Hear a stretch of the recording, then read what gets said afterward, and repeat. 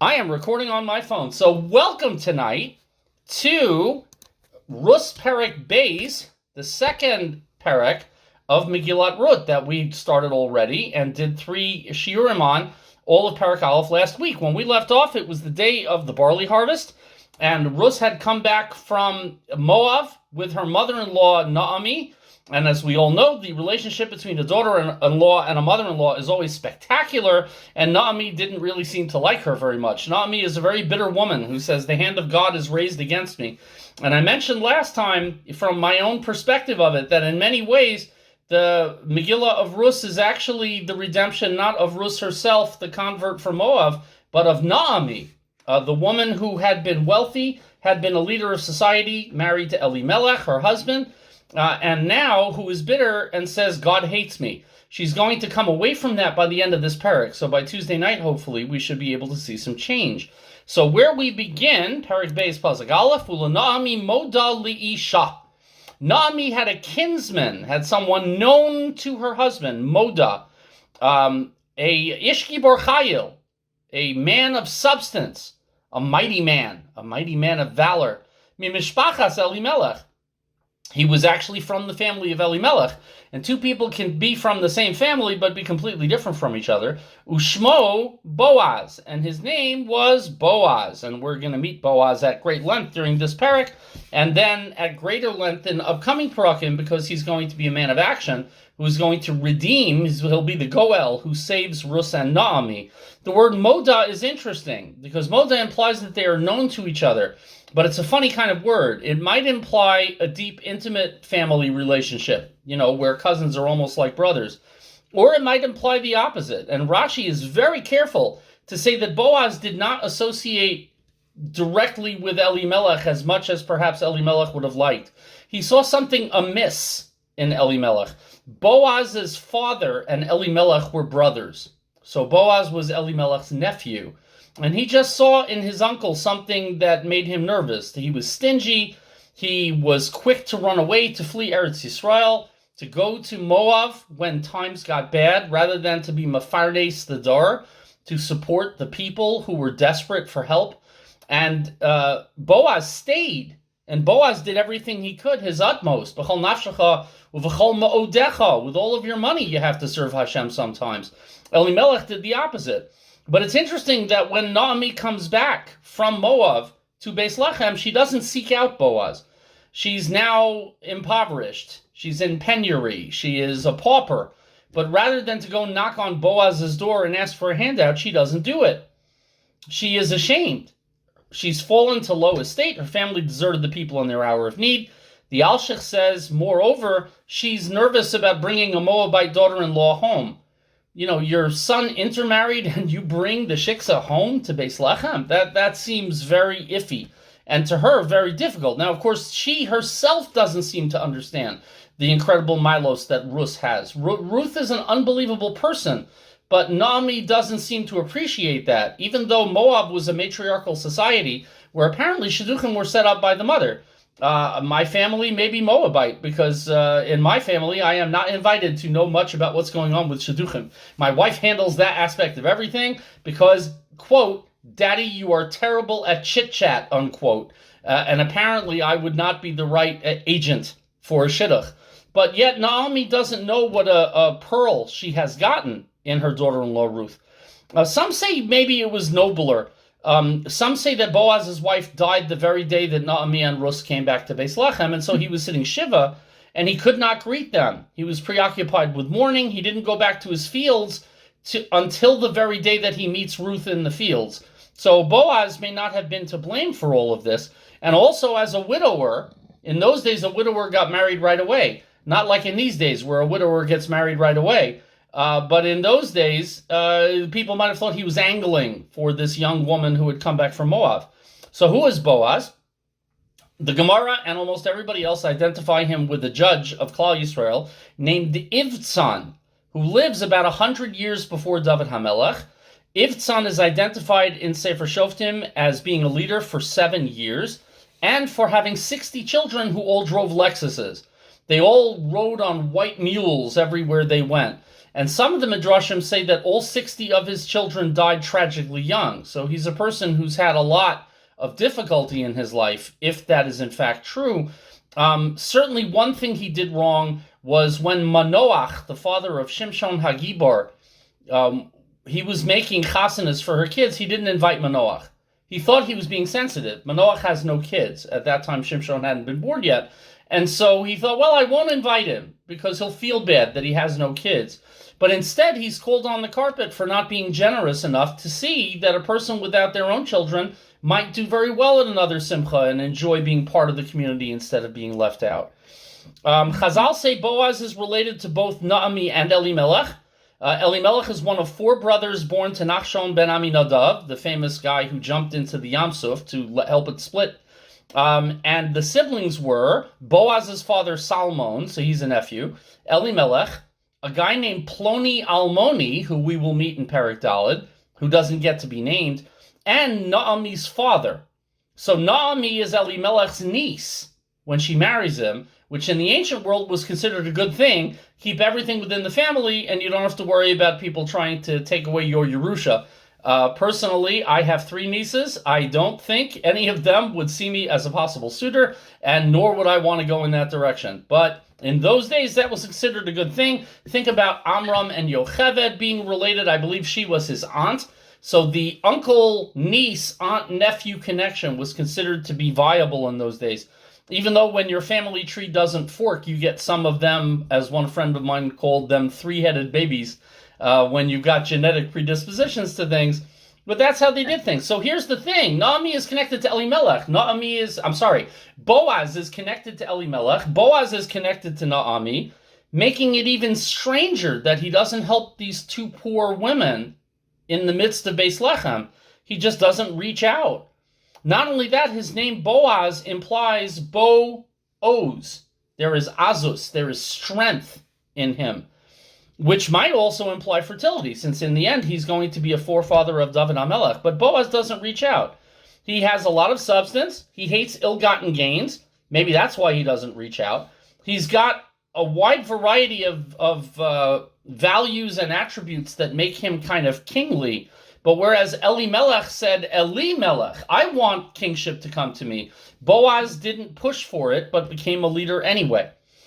Interestingly, the pasuk says the last 2 words, Ushmo Boaz. And this is considered a significant thing. Tzadikim, it says, Ushmo so-and-so. Ushmo Mordechai. We say in the Megillah Esther, the name of the righteous man was Mordechai. Ushmo Shaul. Ushmo Yishai. Ushmo Elkanah, Shmuel's father. Ushmo Boaz. The name precedes them because of their great reputation. So Ushmo, the name, and then their name. A Rasha, on the other hand, gets the word Shemo after his name. Goliath Shemo, it says when Goliath is introduced. Naval Shemo, the terrible Naval, who has a hard heart towards David HaMelech. Sheva ben Bichri Shemo, who started a rebellion against David. This is connected to a pasuk in Shmos where Hashem says to Moshe in Parsha Shmos, Ushemi Hashem, Ushmo Boaz. That's the formula for a godly man. Everybody good? Everybody chilling? I see somebody taking a nap. This is a good thing. Yes? So if son was Boaz, that's all I wanted to know. And vice versa. Yes. So that means they lived in the time, this was in the time of Shimshon also? Shimshon was a shofet not that long before Boaz, certainly possibly within a lifetime. And Boaz meets and marries Ruth when he's 80, so he's been around for a while. So it's possible that they overlap, and the Medrash and Rashi suggest that they do. Pasuk Beis, Vatomer Ruth HaMoabiyah El Naomi. And so, there's this guy Boaz. But in the meantime, Ruth has never met Boaz. She doesn't know he exists. Naomi does know he exists, but she's ashamed of herself, so she doesn't seek him out. So Ruth HaMoabiyah, Ruth the Moabite, says to Naomi, why Ruth the Moabite? So right away, right off the bat, it implies that to Naomi, she's still Ruth HaMoabiyah. We're going to see a lot of strained relationship between Naomi and Ruth. Naomi does not consider Ruth her daughter-in-law in the way one would hope that she would when she's all she has left. She's still Ruth HaMoabiyah. But Ruth HaMoabiyah comes up with a plan. Elchana HaSodeh, Va'alakta bashibalim. Let me go to the field. Or actually, Elchana means I'm going to go to the field. Don't even give me permission. It doesn't matter. But I'm going to go to the field, she says, and I am going to glean. Va'alakta vashibolim. I'm going to glean among the ears of grain like the very poorest people do. There are things called leket, shichacha, and peah. They are, in the agricultural world, the leftovers that you have to give to the poor. Peah is a corner of the field that you leave for the poor people to harvest themselves. Leket is that as you're gleaning, you drop stuff, and the poor are allowed to take it, but only 2 ears at a time, not 3. And shechacha means you forgot it and you kept going. But even then, it has to be a small quantity. Anything significant, your workers intend to come back and get. Now, in fact, for Ruth to say she's going to glean among the ears of grain, among the shibalim, the bundles of grain, is actually halachically incorrect. She's not allowed to glean among the sheaves. She's allowed to glean among the ears, the individual stalks, but not the sheaves. But she's a Moabitess. She doesn't know better. Achar asher emtzal chen be'inav, and I will follow behind somebody who might show me kindness. Vatomer lot lechi viti, and Naomi says to her, without using her name, again a sign of some issues there, go, my daughter, which is nice, my daughter. Now for Ruth, this is pretty impressive. She's the daughter of a king in Moab. She nevertheless has great noble character by willing to act like the most common pauper to feed her mother-in-law. She says, I'm going to glean, not so that I can eat, but so that I can feed you, is what she has in mind. And the Tanakh tells us whenever we have ancestors who are poor, like Yaakov Avinu, who doesn't have 2 shekels to rub together, that this shows that even though they're poor, they trust in HaKadosh Baruch Hu to provide, as Ruth does, despite being a very new Jewess. And this is going to give them sustenance in this world and the next world. Elchana hasadeh, I'll go in the fields, not vineyards and trees where I'm alone too much. The fields are populated, so I won't be alone and vulnerable. And I'm going to limit myself to these ears that fell down. Apparently, competition for peah was vicious. People would throw each other off trees. This happens, the Mishnah talks about it, that people would climb trees and shove other people off the tree so that they could get whatever was there on the tree at the time. Leket and shichacha are much more demeaning because you're bent over to the ground picking up, scraps. But it is much less violent and vicious. But I'll make sure that the owner gives me permission. She says, L'chi viti, even if you were my own daughter, I would let you do it. You're not my daughter, by the way. I'm not really sure how I feel about you. But at least in this, you'll be safe. You won't get molested by anybody. Apparently, even among Jews, there was a fear of women being molested at this time. That is a scary thing, and we'll talk about that more soon. During the time of the Shoftim, there's a lot of immorality about and out among the Jewish people.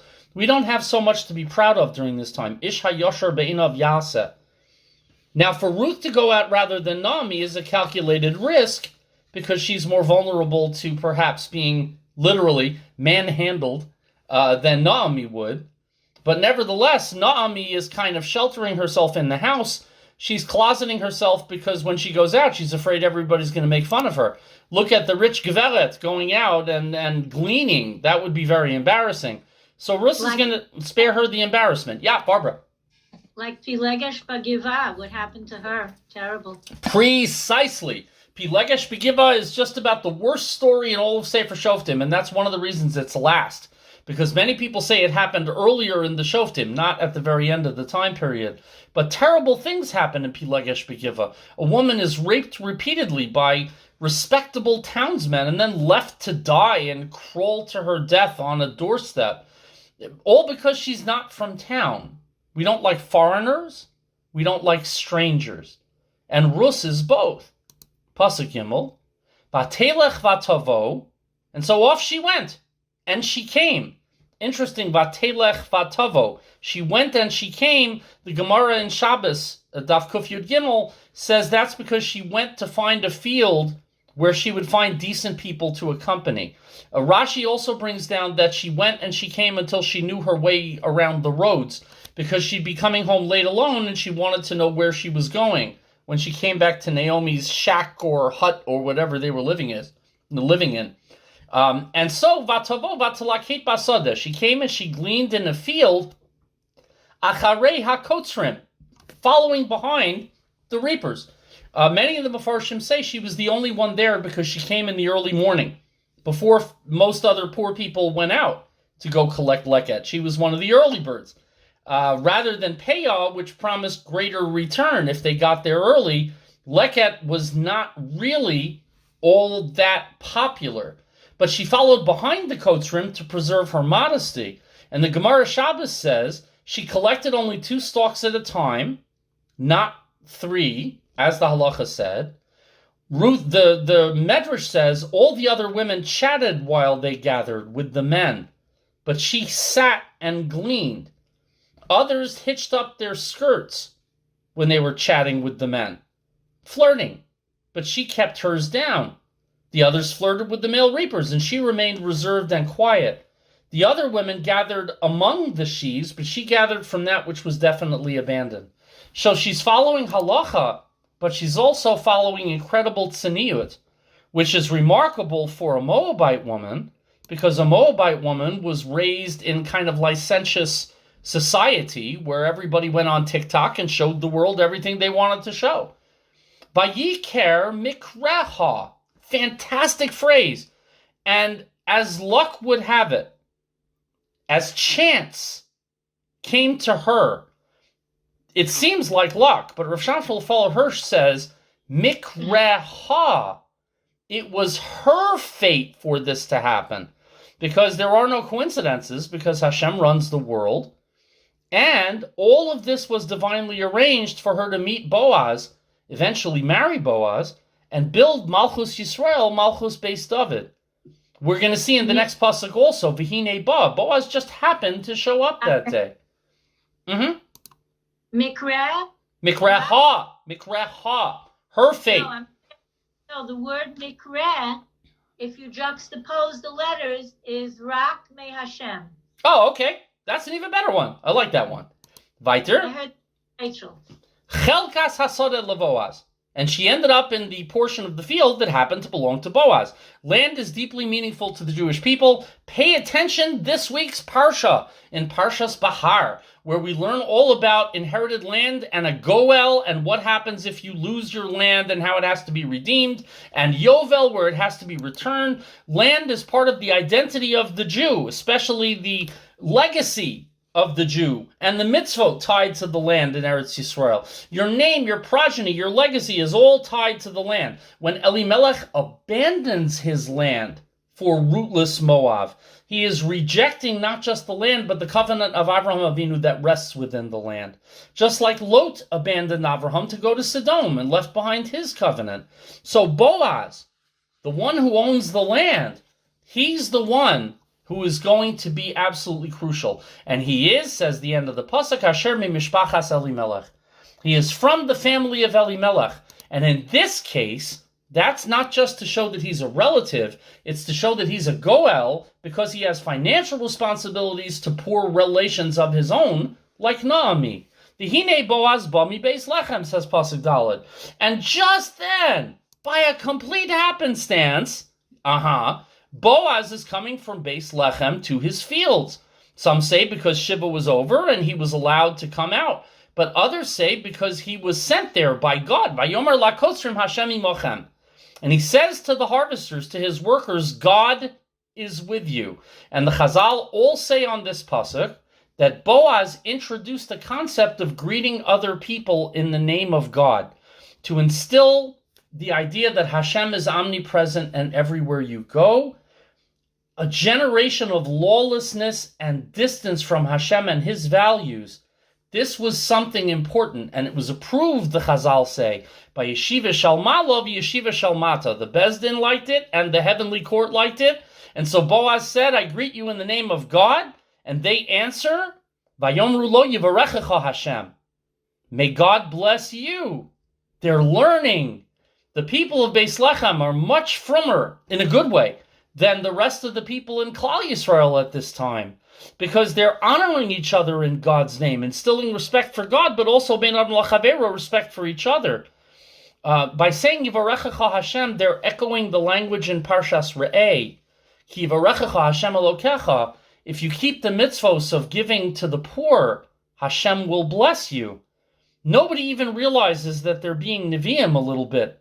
Little ve'ahavta l'reacha kamocha. Rus is the book of kindness. The entire foundation, there's a wonderful book on Rus called Ruth, the Scroll of Kindness, which I found in Eichler's about, 19 years ago when I first started giving shiurim on Shavuos about Rus. And he says, the entire foundation of the kingdom of Beis David and the kingdom of Mashiach rests on the support of this decree.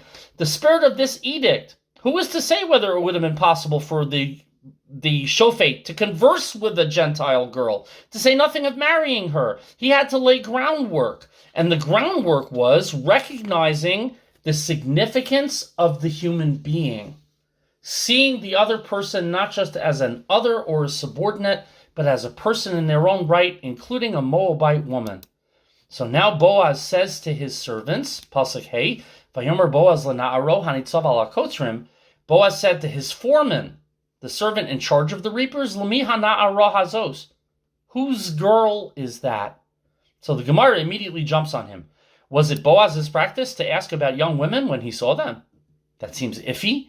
So Rabbi Eliezer says that his attention was grabbed by the fact that she was so modest, diligent, wise, not stealing, the only woman gleaning in her part of the field, and Boaz said, that's somebody special.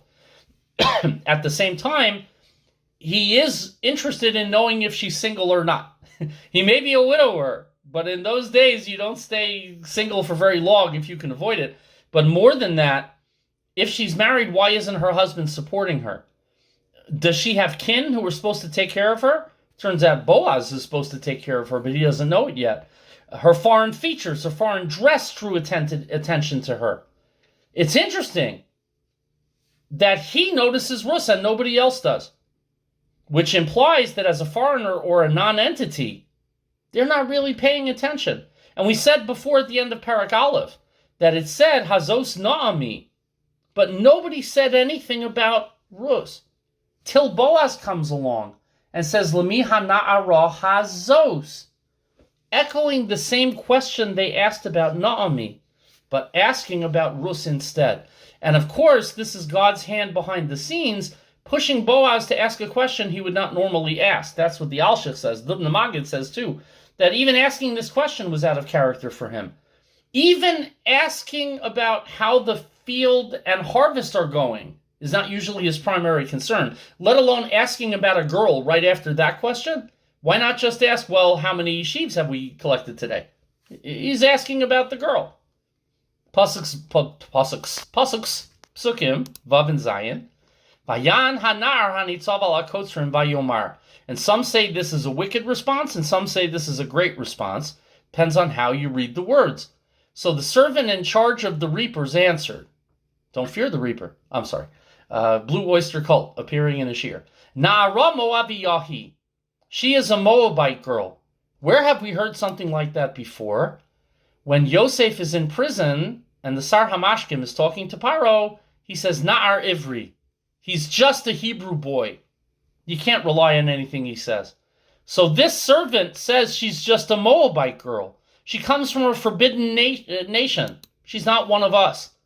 Hashava im Naami mistei Moab. And she came back with Naami, awful Naami from the fields of Moab. So if she has any manners, Naami taught that to her.